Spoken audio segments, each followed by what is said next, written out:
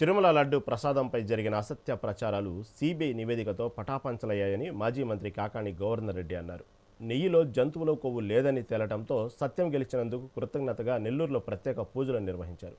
రాజకీయ లబ్ధి కోసం భక్తుల మనోభావాలతో ఆడుకున్న చంద్రబాబు, పవన్ కళ్యాణ్ వెంటనే క్షమాపణ చెప్పాలని ఆయన డిమాండ్ చేశారు.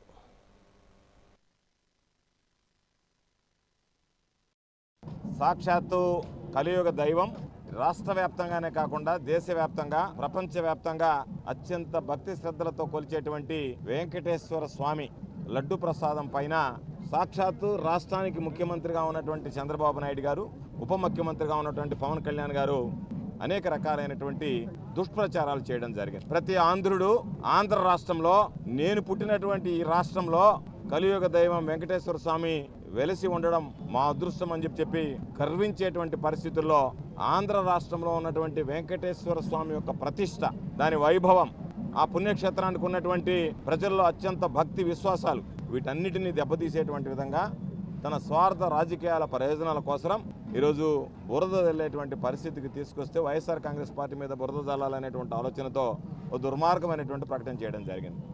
సాక్షాత్తు ముఖ్యమంత్రి గారు మాట్లాడాడు, ఉప ముఖ్యమంత్రి గారు మాట్లాడారు, దాని తర్వాత ఆ రోజు ఈఓగా ఉన్నటువంటి శ్యామలరావు గారు మాట్లాడారు. రాష్ట్రానికి ముఖ్యమంత్రిగా ఉన్నటువంటి వ్యక్తి ఎంతోమంది అతి పవిత్రంగా భావించేటువంటి లడ్డు ప్రసాదం విషయంలో ఈరోజు విషం చిమ్మేటువంటి విధంగా చంద్రబాబు నాయుడు యానిమల్ ఫ్యాట్, జంతువుల కొవ్వు కలిసిందే అని మాట్లాడారు.